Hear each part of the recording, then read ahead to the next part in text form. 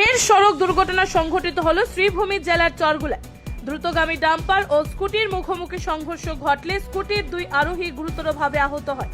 আহতদের তড়িঘড়ি করিমগঞ্জ অসামরিক হাসপাতালে নিয়ে আনা হলে পরবর্তীতে শিলচর মেডিকেল কলেজে পাঠিয়ে দেওয়া হয়।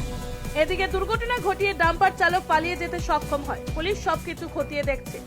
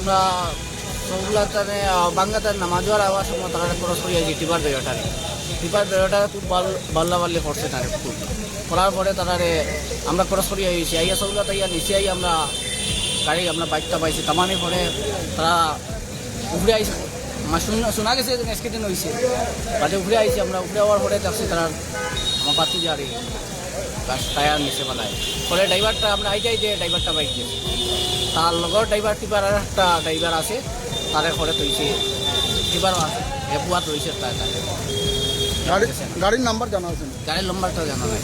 আমরা কয়জন আছিল? তারা দুইজন আছে। নাম কি থাকে তার?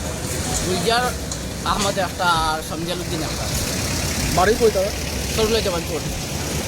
তারা কইতে আওয়াজ লাগছে? তারা বাংলা তারা আমার কাছে। আর ট্রাকটা কইতে আওয়াজ আছে? ও বাংলা থেকে মানে ট্রাকটা কি তার পিছন দিয়ে মারছে নাকি? সামনে থেকে এই মাছ মানে মুখামুখি হয়েছে? মোটামুটি